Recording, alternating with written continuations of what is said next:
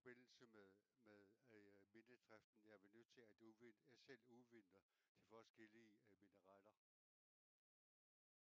Og uddannelse er grundlaget for, at vi kan være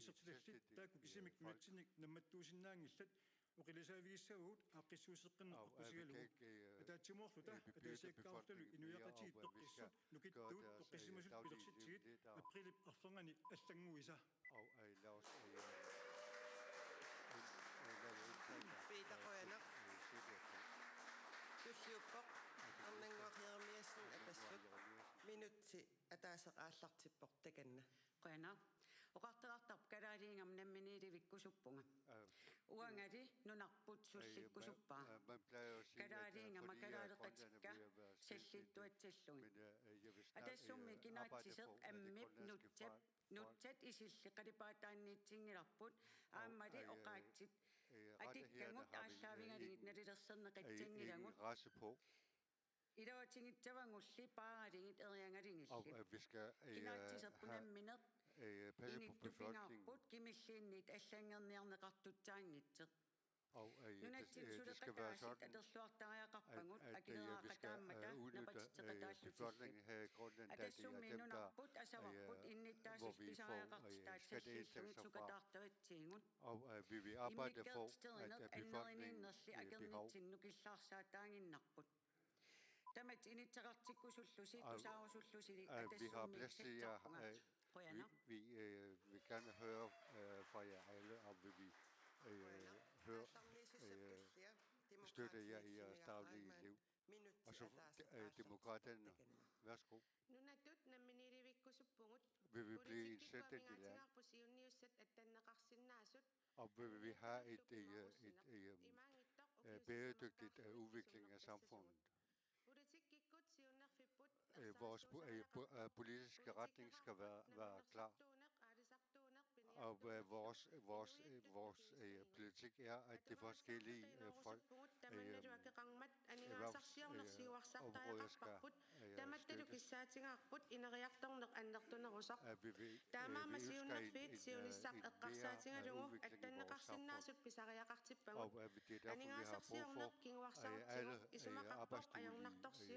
Satinnut akilingassangussangipput demokratisk politik rapput atuarissaarumallu taassilinikkut tamannaangussangiput politikeraarput meerartagut maliissangut isumannaarumallugi uppeqarpuilisseqingersartut peqatigalussiunissarissaartugut Og vi håber, at vi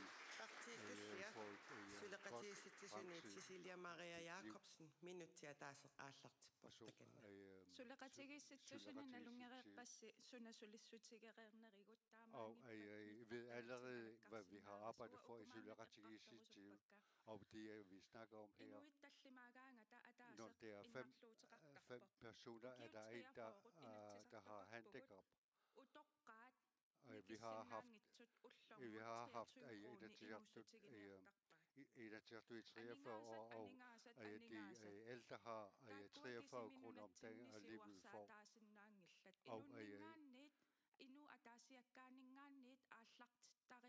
Vi skal begynde helt fra grunden af, fra hver eneste beboer her i landet. 300 millioner juanillinni taakunung inissiisinnaangilagut soor inatsisartuni ataatsimeersuarnerni meeqqat innarluutil utoqqaalsammineqaleraangata inuerutta afsætte 300 millioner kroner til ældre minutti ataasaallarniissussaq tassaoq naleraq Philip Robert takanna. Philip Robert, værsgo.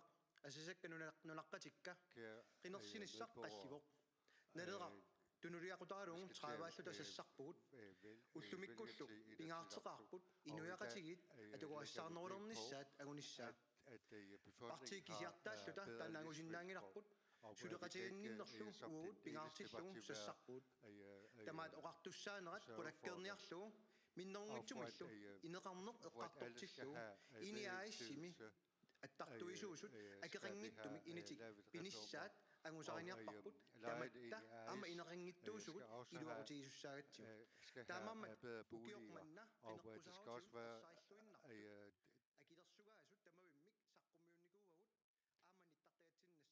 og vi har vores valgprogram i vores har vi fremlagt at det kan man også se i vores hjemmeside og jeg stiller mig op til Inatsisartut jeg påbærer godt valg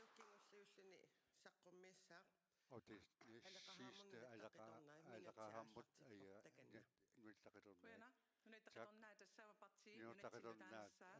Niotaqatornaat er det nyeste parti i Grønland og det sidste valgperiode har partiet stadig et stort ansvar.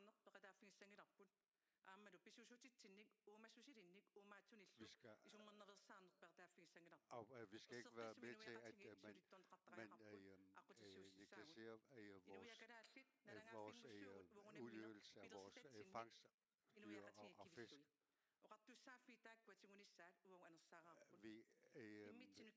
Vi vil gerne hjemtage flere områder, og vi vil gerne være samarbejdsvillige til at arbejde sammen med de andre partier.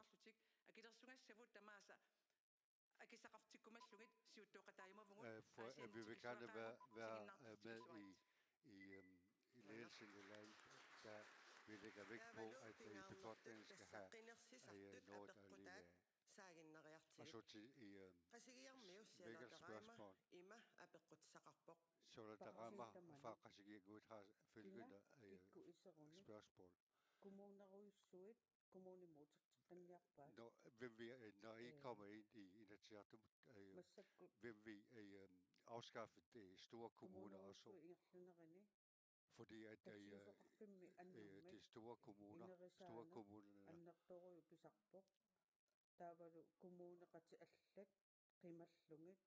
er det sådan, at de vigtigste byer i storkommunen bliver prioriteret, og så man glemmer de andre byer i kommunen.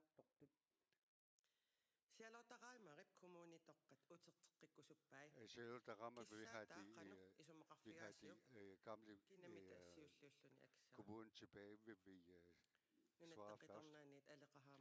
Nu er der nej. Vi må erkende, at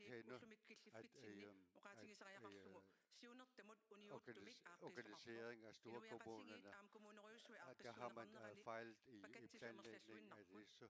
Og det er mange, der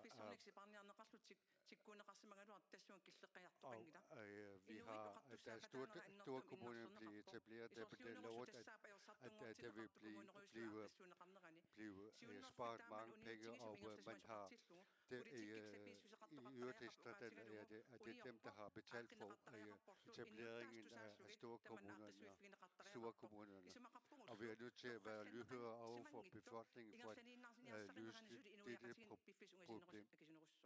Og så længe vi ikke ordner når der er organisering, så vil det blive dyrere og dyrere i fremtiden.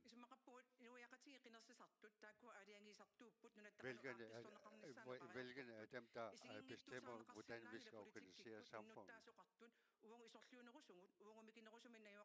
Det skal ikke være sådan, at vi der bor i yderdistrikterne og bygderne er dem, der ikke bliver hørt. Og det er derfor, at vi lægger vægt på at være lydhøre over for yderdistriktsbefolkningen og befolkningen i bygderne. Hvad mener I fra Inuit Ataqatigiit? Mange tak for spørgsmål. Og vi har ikke noget mod den nuværende organisering af kommunerne, men vi kan høre, at der er flere forskellige indsatser og projekter i forskellige bygder. Og Det er nogle kommuner, der har en god administration, og der er nogle bygder, som har organiseret deres administration. Det passer til befolkningen. Og i vores kommune har vi 4 byer, og hver by er blevet selvstyrende, og vi har tilbageført nærdemokrati til disse byer. Og store kommunerne skal bibeholdes, og vi vil bede kommunerne om at se på deres organisation, om det passer til befolkningens behov og ønsker.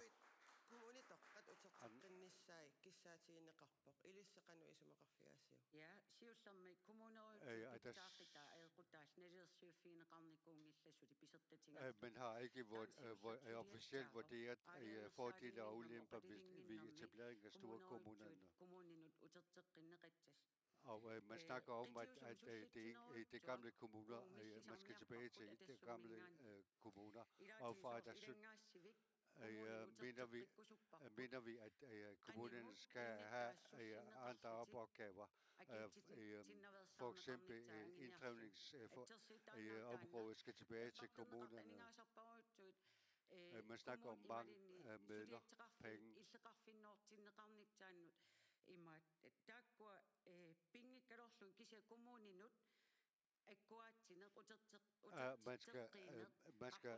Der er nogle områder, som man er nødt til at give tilbage til kommunerne igen. Og Eubernavik er befolkningen meget utilfredse på grund af, at de ikke bliver civiliseret på en anden måde, og det er der siger, at vi skal væk fra styringen fra centralt, således at hver bosted skal blive selvstyrende. Hvad mener I Naleaq?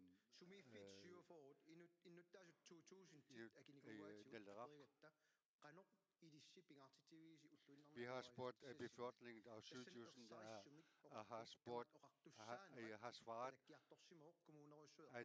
at der store kommuner blev etableret. Der er mange områder, der er nærdemokratiet væk, og vi vil ikke have flere kommuner, men vi er nødt til at se på organiseringen af kommunerne og hvilke arbejdsområder de har. Og vi må også erkende, at siden i forhold til, da vi havde 18 kommuner, der har man ikke sparet noget her i dag. Vi samarbejder med de andre partier for at se på, hvordan store kommunerne skal organisere. Men vi skal ikke styre kommunerne ovenfra. Og man har sagt, at i Sammersø Kommune, der skal Østgrønland adskilles fra Sammersø Kommune. Og vi har også hørt, at Nordkommunen skal reorganiseres.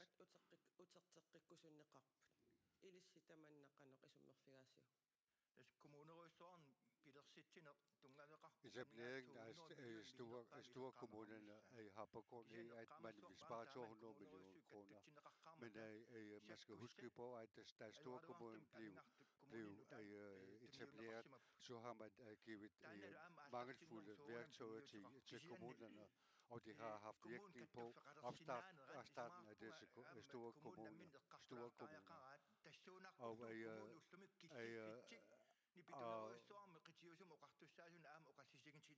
Og store kommuner skal også er nødt til at snakke med de centrale politikere, fordi at vi skal bruge kræfterne på den rigtige måde. Og der er også mange af befolkningen, som har styrken til at selv afklare deres liv uden at blive styret ovenfra.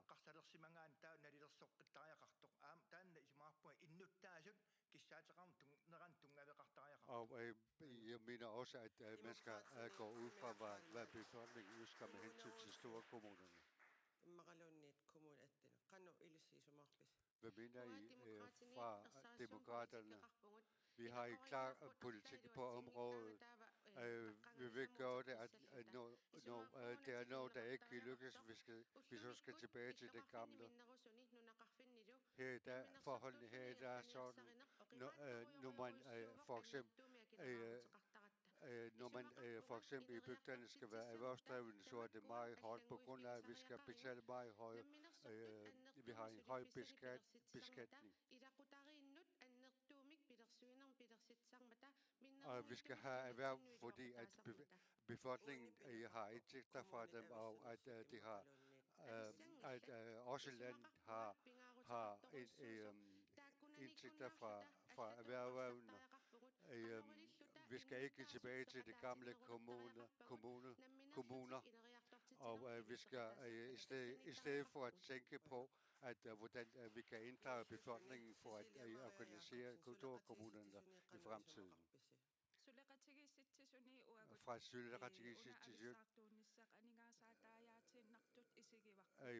mener vi, at man kommer tilbage til de gamle kommuner, vi er mere beskattelige. Problemet ligger i, at kommunerne får store erfaringsområder, og vi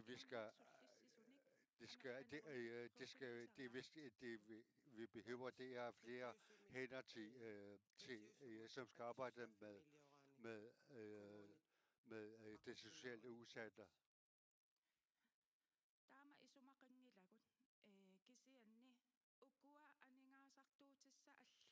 De omkostninger, vi har med hensyn til de forskellige projekter. I stedet for at prøve at beholde de store projekter, man har i gang sat, så lad os løse de problemer, der vi har her i dag, før vi påbegynder store projekter.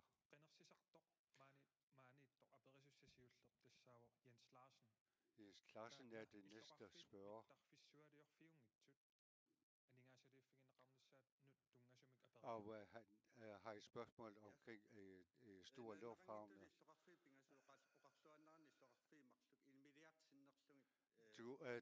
To byer har man givet over 1 million kroner til deres udvikling.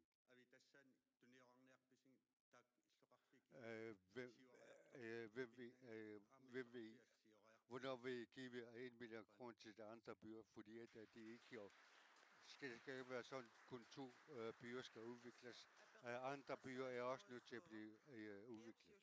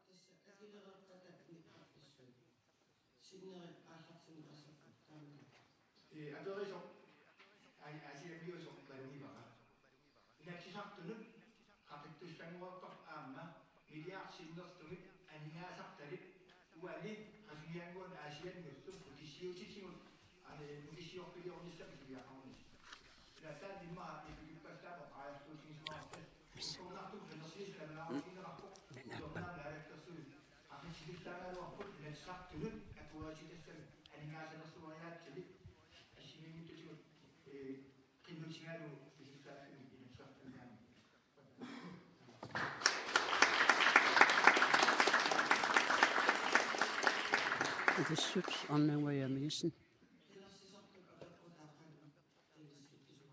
Hvad siger I til spørgsmålet? De to store lufthavne og den tredje, de er jo igangsat. Og jeg er også helt sikker på, at der vil ske forskellige udviklinger, når først landingsbanerne bliver realitet. For eksempel erhvervslivet. Hvis man skal blive selvstændig, kunne business, så kan man få rådgivning og støtte derfra. Men først når det sker nytænkning hos de private. Man skal også kigge på, hvor kan det betale sig at starte forskellige erhverv. Og så når man tænker på skat, er de også højt i forvejen. Der ved vi også, at mange selvstændige betaler også til skat. Spørgsmålet er, at to byer har fået milliarder af beløb, kan de andre ikke få lidt af det? Jeg vil svare det på den måde, at man er startet med nye lufthavnsanlæg, og så skal vi nok udvikle andre steder også. Peter Broberg, der bliver sagt, to byer har fået milliarder af penge. Hvem vil resten af byen? Tak for spørgsmålet. I skal være helt sikre på, at Naderak vil sørge for udviklingen hele kysten. Og der vil også næste vil være at forlænge de nuværende landingsbaner og så forbedre helikopterforbindelser. Men når man regner med, at to byer skal have 4 milliarder, som vi alle sammen skal betale, dig og mig, og bygge dem folkeligt. Og det er på sin plads, at man også udvikler de andre steder. Når man tænker på aftalen inden for forsyning, så kan man jo prøve at starte. Hvor vil du hente pengene fra? Vi har haft forskellige forslag, og når vi siger det til helikopterlandingsbane, 500.000, hvor skal det komme fra? Det kan være, at det eventuelt renter fra de store landingsbaner, men så er der andre, der siger, og og andre landingsbaner. Hvis det skal have det, så er det kun 600 millioner. Så det er jo store beløb, der er tale om. Og der har man fra Notre-Dame. Du har hørt de andre meninger. Hvad siger I fra Notre-Dame?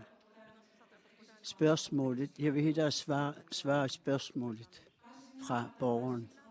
Jeg kan godt forstå, at han spurgte på den måde. Og føle sig, at det ligesom ikke får noget, ikke er med i udviklingen. Derfor vi fra Notre-Dame også skal kigge på at prøve ikke blive glemt yderdistrikterne og mindre steder. For alle er lige borgerne med hensyn til det store landingsbane. Det er en velgennemtænkt byggeri. Ikke kun, det vil ikke kun være godt for de 2 byer. Det er også mulighed for andre byer, som også kan benytte det for økonomisk udvikling. Men dem, der føler sig, at det ikke har fået noget af det der store midler, at der også planer senere hen om forlængelse af landsbærene og til hele port. For vi bor jo i langstrakte land, derfor er der behov for det. Cecilia Maria Jacobsen, hvad siger I til de 2 store landingsbaner? Der er 2 bøger, der får det. Hvad med andre? Skal de ikke have lidt penge også? Jeg kommer fra Arsuk. Bamiut fik jo landingsbane. Bliver de fremskridt? Nej. Byen bliver mindre og mindre. Jeg skal starte forfra igen. Vi skal lade være med at tage udgifter. Vi skal hjælpe vores borgere i Grønland. Dem, der trænger til det, i stedet for, at alle skal have landingsbaner. Hvordan vil vi opnå det? Hvordan vil vi opnå det? Jeg sagde, sociale området trænger virkelig til at få hjælp. Det har behov for varme hænder, og man skal de hjælpe de mest trængende, og vi skal ikke begynde at blive ved med at finde nye udgifter i Grønland. Simon Kranmand. 2 store landingsbaner er ved at blive opbygget. Hvad med penge til resten af byerne? Og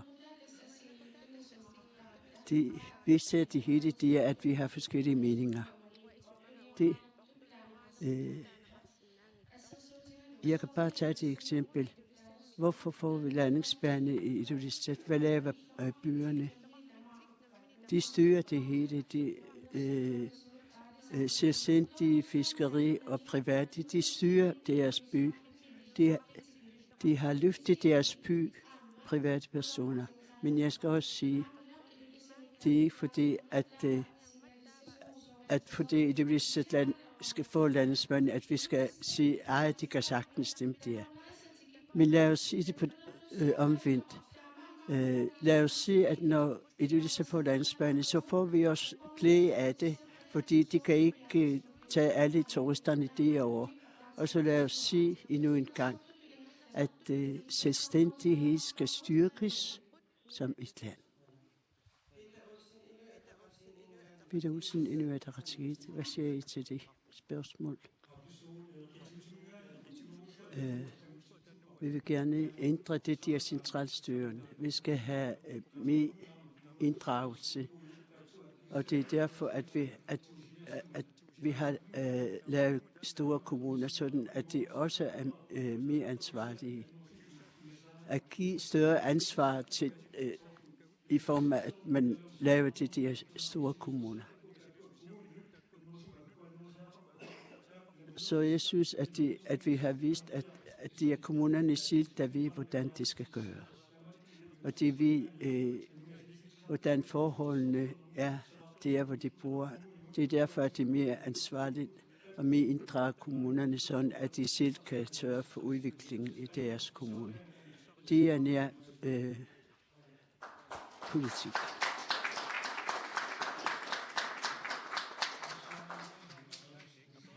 Næste spørgsmål, det er Simon Christoffersen. Det er spørgsmål om uddannelsessteder, som har svært, som stiller op til landstinget. Det skal lave rammerne for uddannelser fremover. Jeg vil gerne spørge om, vi ved, at der er mange uddannelser, eller unge mennesker, som starter med uddannelse, som desværre stopper. Og hvorfor stopper de? Det er, fordi I har forhindret dem, at de kan bruge deres eget sprog. og det er derfor, at de ikke kan klare at komme via deres uddannelse. I har sagt, at det grønlandske sprog er det første. Og det, jeg gerne vil spørge jer alle sammen.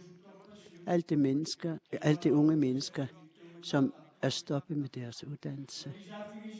Kan I ikke gøre forholdene lettere? For eksempel erhvervsuddannelse og håndværkeruddannelser, som gerne vil have en håndværkeruddannelse. De kan ikke gøre det, fordi fagene bliver kun på dansk. Selvom at de kan sagtens klare, skal vi hele tiden forhindre dem på den måde. Og I bremser mange unge mennesker, som ellers kan have en god fremtid. Hvad kan I gøre lettere for dem?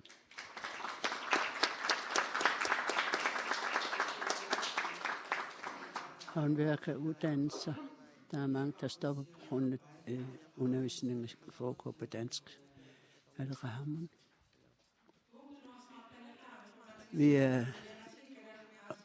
Vi er også, der ikke holder sig tilbage, at det grønlandske sprog skal bruges også inden for uddannelse.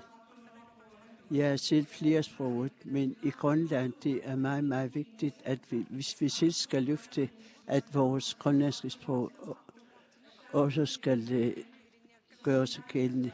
Fordi der er mange, der ikke kan komme med uddannelse, hvis de ikke kan dansk. Det er fint, at de kan tale dansk. Men jeg kørte med en taxa i Ilulissat, og så sagde det,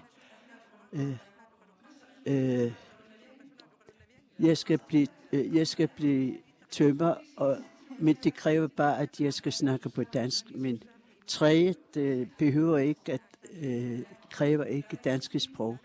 Jeg synes bare, at vi skal have nogle formænd i vores landstyre, der kan prioritere grønlandsk sprog. Der er også grønlandske undervisere. Hvordan kan I hjælpe det, hvis det skal realiseres? Vi har set Ph.D.-uddannelse og forsvare deres opgave og gå op til eksamen på grønlandsk. Og det foregår også i dag, at de forsvarer deres opgave på grønlandsk. Og det er os, der skal prøve at lave det. Vi skal prøve, at det er ikke skamligt, at man måske siger noget, der kan blive irriteret over på grund af dansk sprog. Hvad med danske undervisere og bøgerne også kun på dansk, flest af det. De har politiske rammer, og det er der, at vi skal prøve at hjælpe til. Vi har brug for veluddannede grønlændere, og det er os, der skal lave rammerne, som ikke er blevet lavet rigtigt i dag. Nu er det ret vigtigt. Rent grønlandske studerende, hvordan kan du hjælpe dem sådan, at de kan få uddannelse, selvom de har grønlandsk sprog? Meget vigtigt spørgsmål, Simon Kristoffersen har stillet det her. Der er alt for mange i dag, som har håndværkerlinje, som ikke kan starte, fordi de ikke kan dansk. Selvom at vi har brug for dem, selvom at de er væk for deres fremtid, så de kan være selvstyrende.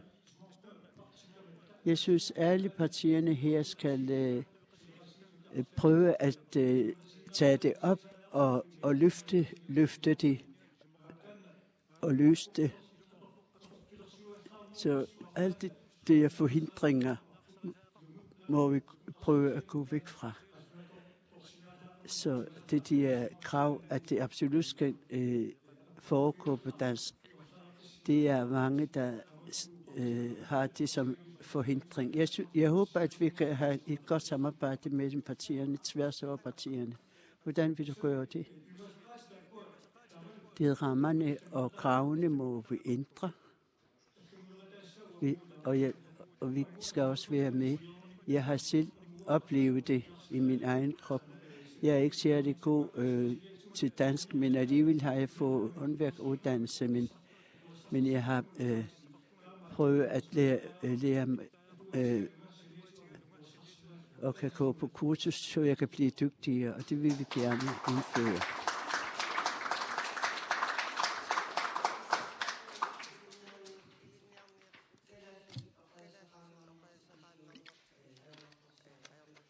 Håndværkeruddannelse, men stopper på grund af sproglige vanskeligheder. Hvad siger I fra det? Mange tak for vigtige spørgsmål. Der er mange grønlændere, der gerne vil have forskellige uddannelser, som har evner forskellige uddannelser, men er blevet forhindret af sproget. I dag har skolebørnene fået iPad alle sammen, så de kan bruge det til lektier. Men der er mange lærere, som ikke rigtig kan betjene det der. Men det kræver dygtiggørelse, kursus, så hvis vi voksne er gode til det, så gør vi også lære børn bedre. Da jeg gik på det, men der er jeg ikke særlig god til engelsk, men jeg har virkelig anstrengt mig. I dag er det sådan, at alle mine børn kan snakke lige så godt engelsk og grønlandsk på grund af mine anstrengelser. Så det kan godt lade sig gøre. Og så dem, der gerne vil have håndværkeruddannelse, det er det, vi skal give det og rammerne. Og så ordblinde skal vi også tænke på. Dem, der ikke kan læse eller skrive, vi må prøve at finde bedre rammer for dem. Det vil sige, de skal bare anstrenge sig, at de selv skal. Det bliver lettere fra generation til generation. Vi får flere og flere evner til forskellige evner. Fleste lærere i Grønland er grønlændere. Den har vi opnået. Men det giver jo ikke de fleste af dansksproget, fleste, og så i de smertesagfik, det er også dansksproget. Men uddannelse skal være lige nøjagtigt her og her. Det er begrænset, hvor meget vi kan have akademisk uddannelse. Hvis vi kan gøre det hjemmefra, så får vi også flere uddannelser. Netop. Peter Boberg. Man kræver sprog, hvis vi skal få mennesket det, så eleverne kan bruge deres eget sprog. Ikke bare vores ønske, og ikke bare valgflæsk, men vi har haft forslag netop til punkt, at man kan starte håndværkeruddannelse for eksempel, selvom man er rent grønlandsproget. Også ordblind. Der har vi ellers haft et forslag frem i landstinget. Vi har jo oplevet mange grønlændere, at de ikke kan starte uddannelse, fordi de er ikke så gode til dansk, eller at de er overblinde. Men Naderak har et forslag, fordi de kræver lovændring. Også håndværkeruddannelse. Hvis du starter en håndværkeruddannelse, så skal du selv finde et praktikplads. Der er mange forhindringer, som vi selv har lavet og rammer. Grønlandssproget, hvis det skal have et håndværkeruddannelse, så skal de støttes. Også lærere, som ikke har grønlandssproget, de skal også støttes. Jeg har været på sygehuset, spurgt til sygeplejersken, der sagde, har du brug for en tolk? Så siger jeg, nej, ikke mig. Det er lægen, der har brug for en tolk. Så man skal også sige det omvendt. Vi har ikke noget imod andre sprog, men vi skal bare sikre på, at vi har bedre rammer for vores samfund inden for sprog. Simodias Svane. Hvordan vil du vejlede og støtte og bedre rammer for det? Vi vil gerne gøre det på den måde. vi har omkring 700 unge mennesker, som ikke rigtig er startet med noget. Og det vil vi gerne have et tæt samarbejde med kommunerne og lave en uddannelse og starte nogle håndværkeruddannelser i kommunerne. Måske ikke så meget bogligt, men håndværkeruddannelse, som vi kan give styrke til dem. Og det skal vi fortsætte med. Majorieq arbejder i Majorieq, og det skal vi have til samarbejde med. Og de har kender meget tæt på din gruppe, som vi kan få hjælp fra.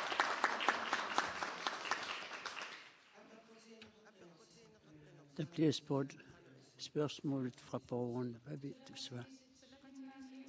Fra Socialistisk side siger vi hele tiden, at vi skal have flere uddannede i Grønland.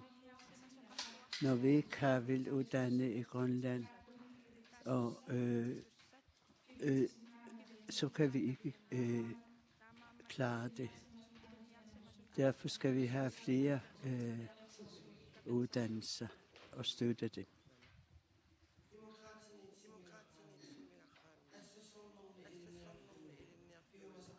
Kravene til håndværkeruddannelse, som kan være svært for en grønlandsproget. Hvad siger du til det? Hvordan vil du støtte dem? Simon, tusind tak for dit spørgsmål. Jeg er rent grønlandsproget.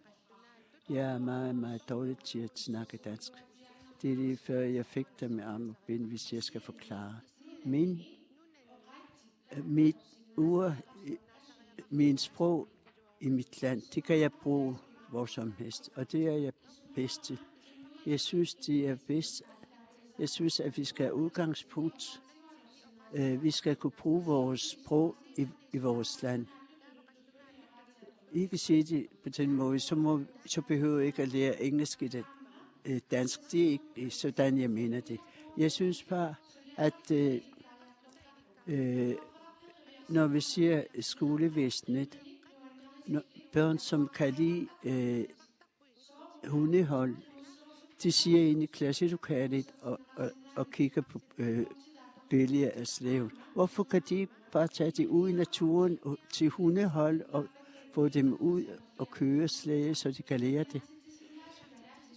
Jeg synes, at der vil derfor hellere at bruge stor tolkning, så kan vi bruge uddannelser på grønlandsk.